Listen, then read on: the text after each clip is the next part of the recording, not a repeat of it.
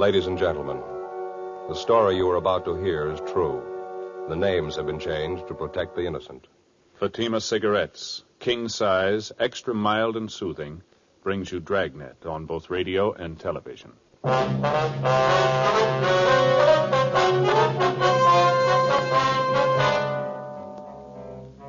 You're a detective sergeant. You're assigned to Homicide Division. You get a call that the body of a dead man has been found in a vacant lot. The man has been beaten to death. Your job, investigate. Friends, the name Fatima has always stood for quality. Fatimas are distinctive, with a truly different flavor and aroma. And in king-size Fatima, you get an extra mild and soothing smoke, plus the added protection of Fatima quality. Remember, in Fatima, the difference is quality. Because of its quality, its extra mildness, its better flavor and aroma, Fatima continues to grow in favor among king-size cigarette smokers everywhere. Switch to Fatima yourself today. Ask your dealer for Fatima in the bright, sunny yellow pack. King-size Fatima. The difference is quality.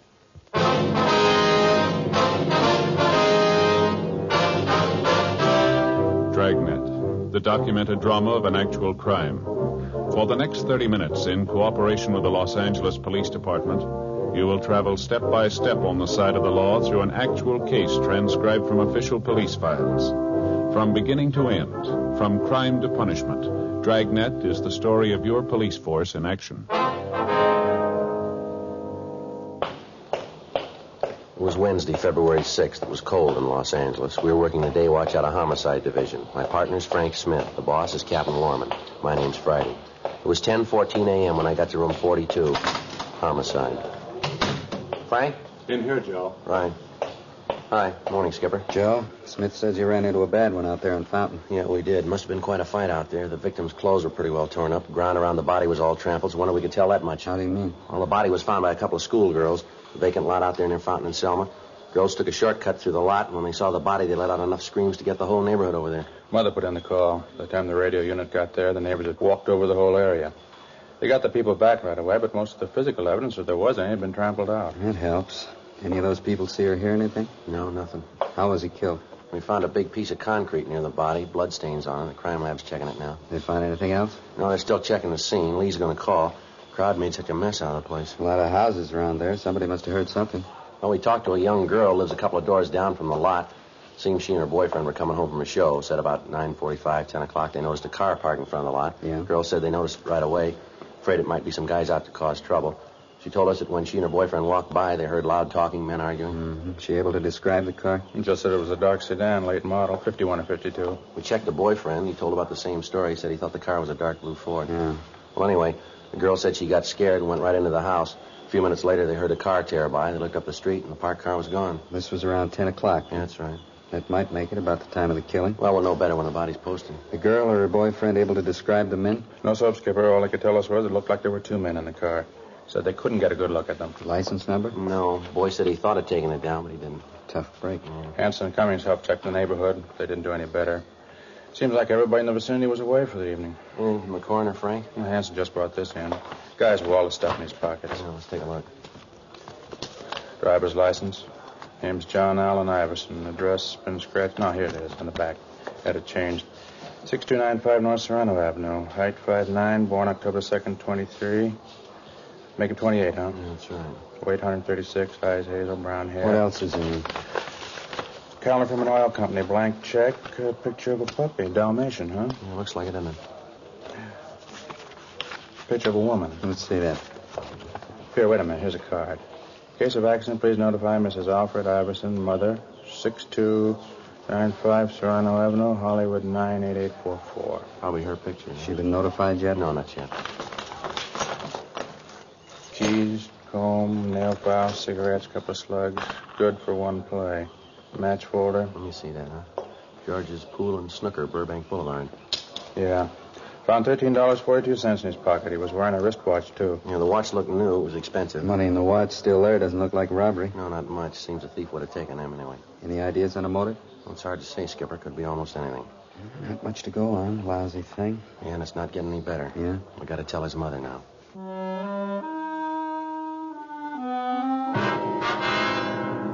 10:50 a.m. We called Lee Jones to see if he'd been able to come up with any new information. He told us that besides the piece of cement, his crew had been able to find little other physical evidence. Tests of the blood found on the concrete were not finished, but Lee said that it looked like the murder weapon. Although the ground around the body was fairly soft, the people in the neighborhood effectively obliterated any footprints that the killer might have left. We were faced with the old problem. The average citizen, in an attempt to be helpful, had unknowingly destroyed what physical evidence we might have found. We went by R&I and checked the name John Allen Iverson without result. 11:35 a.m. Frank and I signed out and drove to the address listed on Iverson's driver's license, 6295 North Serrano Avenue. It was a small frame cottage set well back on the lot.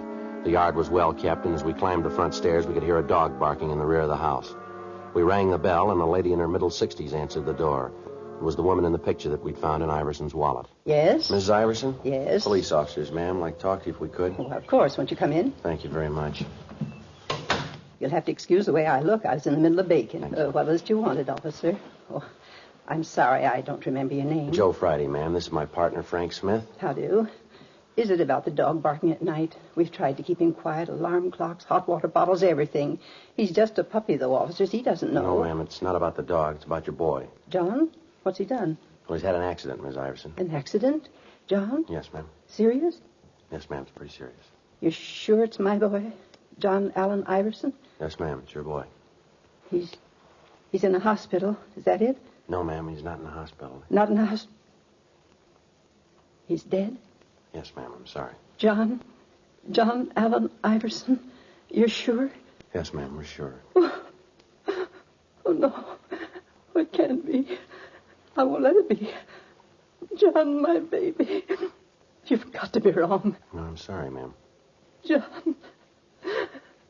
John dead. Gone away from me for always. Why did it have to be John? Why? It's always the same question, isn't it? Yeah.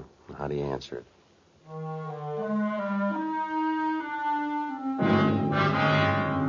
Frank put in a call to Mrs. Iverson's doctor. 5 minutes later, he arrived and gave her a sedative. We asked if we could talk to her, and he told us that it'd be all right if we kept the questioning brief. He explained that Mr. Iverson, John's father, had died 2 years before, and that his passing had hit Mrs. Iverson pretty hard. He said that it'd be a few minutes before the sedative took full effect and that we might talk to the woman until then. Frank and I walked into the bedroom. I hope you'll forgive me for crying. Yes, ma'am, we understand, Miss Iverson. There are a few questions we'd like to ask you. How did it happen? Auto accident? No, ma'am, he was murdered. Murdered? Why? Who did it? Have you caught him yet? No, not yet, ma'am. That's why we need your help. Anything I can do? Anything at all? John murdered. Doesn't seem possible. So hard to believe. Yes, ma'am. Was there anyone you might know of who didn't like your son? Someone who might have hated him enough to do this? No one. No one at all. John had a lot of friends. Wasn't anybody who didn't like him. Bright and cheery, always smiling. I'm sorry. Please, I want to help. Get this over with. Go ahead with the questions. Perfectly all right, ma'am. You like my handkerchief? Oh, thank you. Now, what was it you were asking? Could you tell us where your son worked? Airplane factory out in the valley. He was an inspector. Just got a promotion and a raise. He was so proud. First rung of the ladder, he said, on his way up. Mm-hmm. What factory did he work at, ma'am? Webster's. They make parts. John worked the morning shift, midnight to 7 in the morning. Said there was a better chance for advancement on the morning shift. How about girls, ma'am? Anyone special your son saw quite a bit of? Oh, just Alice. Alice Johnston. Saw her quite a bit. He was going to see her last night. Had a date for 6:30. When did he leave the house, do you recall? Oh, 6:15 or so. Alice just lives a few doors down the street. John was going to take her to a championship match over in Burbank. Ma'am? Billiards. Oh, I see. John loved to play billiards. Alice liked it, too. John always said that when he got married, he's going to have a table right in the house. Do you happen to remember where in Burbank this billiard match was going to be held? I'm not sure, but I think John said at George's place, right on Burbank Boulevard. Do you know if your son had a large amount of money with him when he left? Oh, he had his week's pay with him. He just cashed his check this afternoon, and then he gave me the $30 for the house. He had the rest of it. About how much would that be? Oh, maybe $40, $45. How about jewelry, ma'am? You carry any rings, anything like that? No, John didn't believe in wearing a ring. Said he'd do that when he got married. There was his watch. He had that. Wristwatch, ma'am? Yes, he always carried. He kept perfect time. Did your son have a car, Miss Iverson? Yes, a Ford, 1951 Ford. What color, do you know? Dark blue. Pretty car. He was so proud of it. I wonder if you'd have the license number of the car, ma'am. Yes, I think you'll find it with the phone book in the bureau. He kept all his papers there. Wonder if it'd be all right if we got it, ma'am. Yes, all right. Thank you.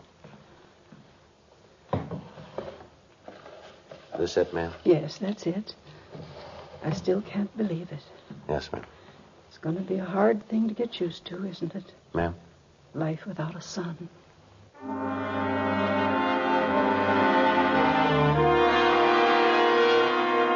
12:40 p.m. Frank and I drove back to the office and checked the license number we'd gotten through DMV. The car was registered to a John Allen Iverson, 6295 North Serrano Avenue. Legal owner, Bank of America.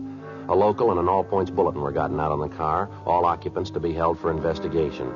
In the event the car was found abandoned, a stakeout was to be placed on it and homicide was to be notified. We checked the name Alice Johnstone through R&I, but there was no record on her. 1:50 p.m. Frank and I drove out to her place of employment, an unpainted furniture factory on Ventura Boulevard. We questioned the girl for a good hour, and she explained that John Iverson was usually on time for his dates with her, but the previous night he'd called to say that he'd be a little late. He called several more times and finally said that he was afraid they'd better cancel the date and that he'd call for her in the morning. She told us that she could think of no reason for anyone to be jealous of her spending so much time with Iverson, that he was the only date that she'd had for over a year. She gave us names and addresses of mutual friends to add to the list we already had to check out. 3:05 p.m. Frank and I went for something to eat. Is that all you're going to eat, Frank? Just that little salad? Yeah, Elizabeth's got the idea I ought to cut down on my lunches. Says I'm getting too heavy around the middle. Oh, that's too bad. Chili was good. Yeah, it looks good. Pretty spicy, was it? No, it was just right. A lot of beef. Uh-huh. Joe, Yeah. you think I'm getting too fat? No, you don't look it to me. When a man gets in his 30s, he's supposed to look a little portly, isn't he? Well, I don't know, Frank. You couldn't prove by me. Well, I always heard so. My father was pretty heavy. That has a lot to do with it. That's so? Well, sure, it's heredity, that stuff. A lot of beef, huh? Yeah, now look, Frank, why don't you have a bowl of the chili? It doesn't look like it's got too many calories in it. No, it doesn't, does it? Miss? Oh, miss, could I have a bowl of that chili? Some of that coconut cream pie, too. Thanks. Yeah, right away. What do you figure, Joe, about the Iverson? No, I can't figure it. If we could just come up with a motive, it might be easier. Give us some place to start. Yeah. Young kid. Seemed everybody liked him. It looks that way. I've been thinking about that robbery angle.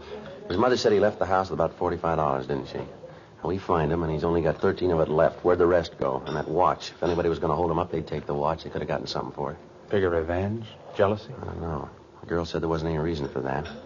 Look, as soon as you finish your lunch, let's check the place he worked. The guys he worked with. Maybe they can give us the answer. It's been done before. Yeah? Iverson. Just got a raise and a promotion. Maybe somebody thought they should have got it. Before we left the lunchroom, we called the list of names into R&I. 3:32 p.m. Frank and I drove out to the aircraft plant where John Iverson had been employed. We checked with the foreman of the shop, the men he worked with, the personnel office, everyone he came in contact with during the day's work. They all gave us the same answer, that they could see no reason why anyone would want to take his life. 4:56 p.m. The list of names we'd given R&I had come back with no make. None of the names had any criminal record. We called the county morgue and found that the coroner had posted the body and that the cause of death was listed as a subarachnoid hemorrhage due to multiple depressed fractures of the skull. Lee Jones had finished the test and was able to tell us that the piece of concrete found at the scene was more than likely the murder weapon. 6:15 p.m. Frank and I drove over to Burbank to George's Pool and Snooker Hall. It was a big place with a lot of neon over the entrance. Inside, there were about 10 tables with a row of theater chairs on each side of the large room. Just off the entrance was a small bar. Except for a man brushing off the tables, the place was empty. Hi, what'll it be? Pool, billiards, or snooker? You the manager here? No, I'm not. I kind of run the place, though, when he's not here. Something I can do? We're police officers. My name's Friday. This is my partner, Frank Smith. I do. I'm Sam Howard. Were you on duty here last night, Mr. Howard? Yeah, until about midnight. I leave then. Sometimes when George asks me, I stay on, but I usually shove off about midnight. Why, anything wrong? I can get George on the phone. Do you know a man by the name of Iverson, John Iverson? You ever see him around here? Iverson? There's an awful lot of guys come in here, hard to tell. What's he look like? He's 5'9", about 136 pounds, brown hair. Likes to play billiards, I understand. John? Yeah, I think I know who you mean. Never knew his last name before, but he comes in here quite a bit. Always plays billiards, 3 cushion. You see him last night? Well, there were an awful lot of people here last night. Had a match, pretty crowded. Well, was he in here last night? Well, yeah, came in, watched the match for a while, then he sat up at the bar, had a couple of beers. Was he drinking with anybody? Let me think. Yeah, he and another guy were talking it up. The other guy was popping for the drinks. You know the other man? No, sir. Don't think I ever saw him before. About what time was that? Gee, it's hard to say. I was pretty busy. It's important, Mr. Howard. Like that, huh? Well, I'd say it was 7 o'clock, maybe 7:30. Johnny came in first. He watched the matches for a while. Then when this other guy came in, they both moved to the bar. Stayed there talking till about 9:30, 9:45. Then they walked out together. They were together all evening then? Yeah, near as I can tell. What did this other man look like? Let me think. I'd say he was maybe 36, 37, had kind of dark hair. How tall would you say he was? Oh, about your height, 5'10" or 11. Had on a plaid sport jacket. I noticed that because I've been looking for one like it. You know, sort of Glen plaid, only with more color. Not exactly loud. What color was the jacket? Blue. Real rich blue. Must have cost a fellow a lot. During the conversation, did Iverson and this other man seem to get along all right? Oh, yeah. Even when the fellow lost the bet. What bet? Yeah, they had a bet on a match. The other guy lost, and he had to pay Johnny $10. Didn't have the cash, had to cash a check. You cash it here? Yeah, it was a payroll check. George doesn't like it when we cash personal checks. If they bounce, we have to stand the loss. You think we could locate that check, Mr. Howard? Do you happen to remember the company name on it? No, not right off. I can get it for you. Sir? Well, George wasn't feeling too well today, so he didn't get to the bank. Check's still in the safe. The check was issued from the Kimberly Insurance Company and made out to Martin G. Weber. The endorsement was made by Weber with a notation of his address under the signature. We called the office and had the name run through R&I. There was no record on him. According to the information we'd gotten from Sam Howard, the last time the victim was seen alive at 9:45 p.m., he was in the company of Martin Weber. Frank and I got in the car and drove out to the Kimberly Insurance Company. It was a large building on San Fernando Road. The employees were leaving the building when Frank and I got to the office of the general manager. We asked him about Weber, and he told us that he'd been with the firm for the past 10 years, starting as a runner on the floor and rising to the position of office manager. He told us further that in his entire 10 years of service, Weber had never been late or missed a day's work. However, on that particular morning, he hadn't shown up at all. We called our office and arranged for a stakeout on the building of the insurance company. Frank and I drove out to Weber's home, a modern apartment house in the North Hollywood area. We rang the bell, but there was no answer. We checked with the landlord, and he told us that he hadn't seen Weber the night before. In the company of the manager, we checked Weber's apartment. He was not there, and from what we could see, the bed had not been slept in. In further checking, the manager was able to give us the name and address of Weber's sister, a Mrs. Madge Wilson. We arranged for a stakeout on the apartment. 9:20 p.m. Frank and I drove over to check with his sister. Yes? Ms. Wilson? That's right. Police officers, Ms. Wilson. I'd like to talk to you. My name's Friday. This is my partner, Frank Smith. Come in. But I thought all this had been cleared up. Ma'am? Well, you hear about my brother Martin, aren't you? Well, yes, ma'am. I don't think I understand. Neither do I. It seems to me that you'd spend your time trying to find out why the man did it instead of bothering us. My husband won't like this at all. We're taxpayers. We've got rights. Just a minute, ma'am. I think maybe there's a misunderstanding Nothing of the sort. You're here to talk about Martin, aren't you? Yes, ma'am. No misunderstanding at all. He had an accident. It's up to you to take care of the man who did it. Put him in jail for a long time. I'm sorry, Mrs. Wilson. I'm not sure we know what you're talking about. Well, this is the limit. My poor husband spends practically the whole night filling out forms, and you didn't even take time to read them. I'm talking about Martin's accident. The man who ran him down last night, put him in the hospital, broke his leg. That's what I'm talking about. Now, I've got 2 kids upstairs with bad colds, and I haven't got time to stand around and talk to you.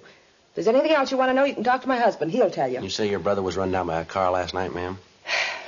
Yes, last night. And he's in the hospital now? Yes. Now, look, we're only trying to conduct an investigation, ma'am. Could you tell us what time this accident happened and where? All right. It's on the report, if you'd only read it. Yes, ma'am. Martin was on his way home last night. He stepped off the curb out on Burbank Boulevard, and this car came right around the corner and hit him. Broke his leg. Sent him to the hospital. He's been there ever since. He's there now. What time did this happen, ma'am? Do you know? Sure I know. It was 9:45.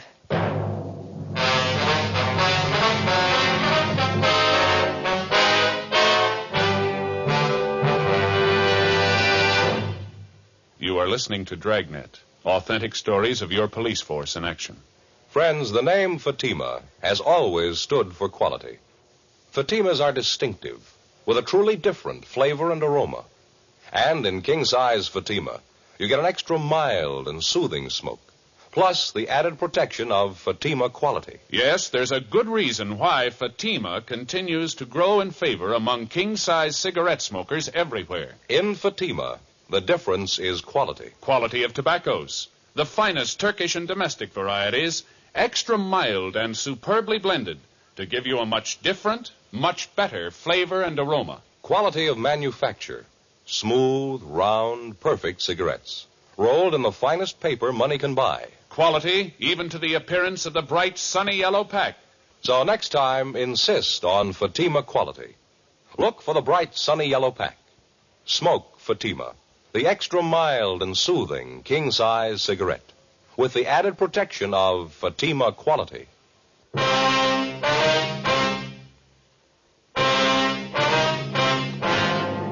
When we explained about John Iverson's death to Mrs. Wilson, she was extremely apologetic about the way she'd acted. She went on to say that her brother did have an appointment with Iverson the night before.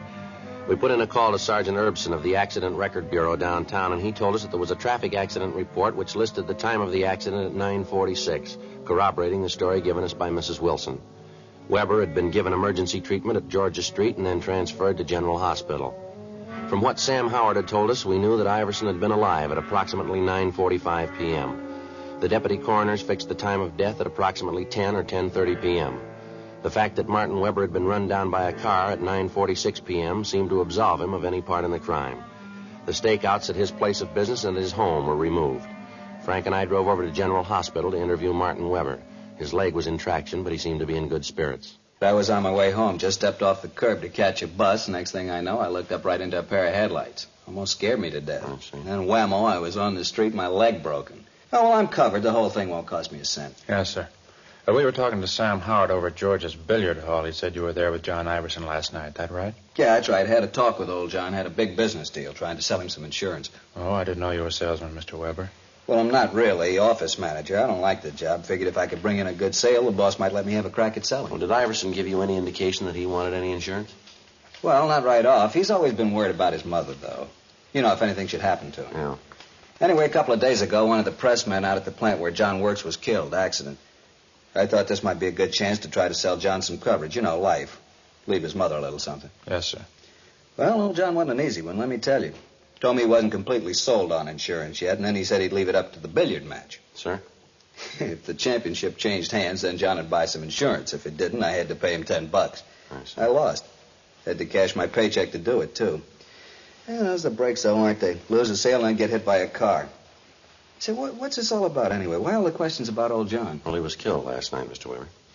Killed? What do you mean? He was murdered. Well, how'd it happen? That's what we're trying to find out, sir. While you were at the bar with Iverson, did you see him talk to anybody, anyone besides you? No, he made a couple of phone calls, said they were to his girlfriend, but that's about all. Wait a minute. Yeah? When we got outside the bar, there were a couple of guys that came up and talked to him. Had these men been in the bar? Yeah, come to think of it, they were sitting right next to us. When I had to cash that check, I didn't have a pen to endorse it, and one of the guys gave me his to use. You ever seen him before? No, I don't think I ever did. Can you describe the men, Mr. Weber, what they looked like? I didn't pay much attention to him. One of the fellows was a big guy, maybe 6 feet or more, a couple of 100 pounds anyway. How old would you say? Oh, maybe 37, around there. I'd know him if I saw him again. Well, how's that, sir? The scar, had a scar right across here on his forehead. Made him look like he was frowning all the time. How about the other man? I'm afraid I can't be of much help there. He was short, 5'5" or 6", heavy, 180 more or less. I think he was wearing a flannel suit. I can't be sure about that. You saw these men out on the sidewalk with Iverson right after you left the bar, is that right? Yeah. After I told John goodnight, I walked over to the corner. I saw these two fellas come up to John, and from what I could hear, they were asking him for a lift someplace. He gave him a ride, did he? I don't know. I saw my bus come and made a run for it. Was there anything else you can tell us about these men that might help? Anything at all? Any little thing you might remember? Gee, not that I can remember. I didn't really pay a lot of attention to them. Just a couple of guys sitting next to us. One of them lent me his pen. Well, how about the pen? Were there any initials on it? No. It was the tall guy, the one with the scar. He loaned it to me. It was one of those plastic things, you know, with a figure that disappears when you turn upside down. I know the kind you mean. I noticed it because I thought it was kind of cute. Anyway, it was put out by a Venetian blind company. It had the name right on it. Can you remember the name? Let me see. Rogers. Rogers Blind Company. All right, fine. Here's our card. If you remember anything else, we'd appreciate a call. Sure thing. Say, you fellas going out to Rogers? Yes, sir. I kind of hate to ask. Yes, sir. You pick up one of those pens for me?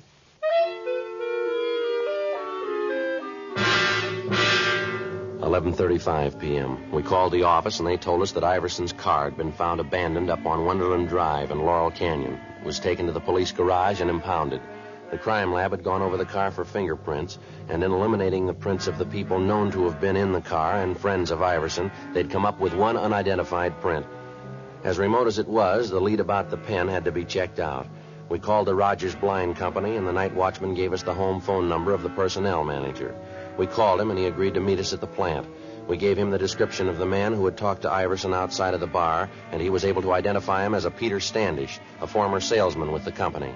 He recognized Standish from the description of the scar, but he was unable to tell us the name of the other man. The personnel manager furnished us with Standish's last known address, but he'd moved and left no forwarding address. Frank and I went back to the office and ran the name through R&I. Standish had a record of 2 arrests on suspicion of 211 PC, one of them only a month before. Sergeants Hanson and Cummings drove out to the General Hospital to show a mug shot of Standish to Martin Weber. He positively identified the suspect as the man he'd seen talking to Iverson on the night of the murder. We checked with Dean Bergman and Leighton Prince. The fingerprint found in the car matched perfectly with the prints of Standish. Frank and I drove out to the last address on the suspect's arrest report. The manager of the apartment told us that he'd gone out a few minutes before. She told us that there was another man living in the apartment with Standish, and that the description she gave tallied closely with the one we had of the man seen with Standish in the bar the night of the murder. She informed us that he was registered under the name of Charles Teal. In the company of the manager, we made a search of the suspect's apartment, but we found nothing. We asked the manager not to give any indication that we were in the apartment, and she agreed to cooperate. We settled down to wait. An hour went by, an hour and a half, 2 hours. Yeah, well, I'm getting tired of it, Teal. Every night the same thing, dragging you out of some crummy bar. You don't knock it off, I'm going to get myself another boy. Not only that, but I'm getting sick All right, of... let's hold it right there, sir. Cops, lousy. Watch it, Frank. All right, hold it, mister. Hold still. Fuzz, crummy fuzz. I had to walk right into it. How's the other one, Frank? He's out. Want to shake him down? Yeah. What do you want with me, cop? I done nothing. You got nothing to hold me for? He's clean, Joe. So's the other one. We got plenty, Standish. Let's go. What? What you got on me? Murder, mister. Murder me? You're crazy. You're off your rocker. Yeah, sure. All right, Frank. I'm getting him up. Come on, boy. I told you, Standish. I told you they'd get him. Shut up, you little... All right, let's hold it right there, mister. Don't make any more problems. It was here. him. He did it. I didn't want to. It was his idea. I'll tell you all about it. Should have known not to trust you, Teal. Look what you got me into. We only wanted his money. He wouldn't give it to us. Standish kept trying to hit him with that piece of cement. I tried to make him stop. Didn't try to stop me splitting the dough. You got more than half. Don't worry about it.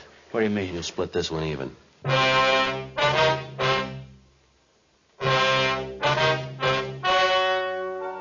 The story you have just heard was true. The names were changed to protect the innocent. On June 4th, trial was held in Superior Court, Department 86, City and County of Los Angeles, State of California. In a moment, the results of that trial. And now, here is our star, Jack Webb. Thank you, George Fenneman. Friends, as we told you earlier, the name Fatima has always stood for quality. That same Fatima quality is the reason why king-size Fatima continues to grow in popularity among smokers everywhere. Try them and see if you don't agree with me. That Fatima gives you an extra mild and soothing smoke, plus the added protection of Fatima quality. Next time you buy cigarettes, look for the bright sunny yellow pack and ask for king-size Fatima.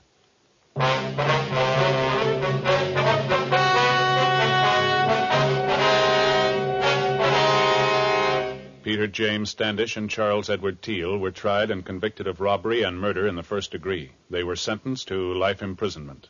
They're now serving their term in the state penitentiary, San Quentin, California.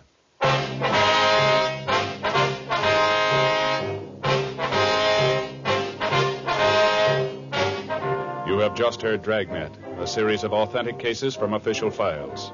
Technical advice comes from the Office of Chief of Police W.H. Parker, Los Angeles Police Department. Technical advisors Captain Jack Donahoe, Sergeant Marty Wynn, Sergeant Vance Brasher. Heard tonight were Ken Patterson, Gwen Delano, Jack Crucian. Script by John Robinson. Music by Walter Schumann. Hal Gibney speaking. King Size Fatima has brought you Dragnet, transcribed from Los Angeles.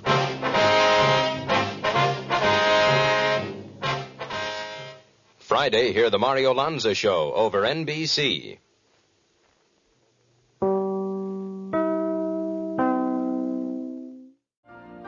You've been listening to the OTR Gold Network. Find more classic radio at otrgold.com.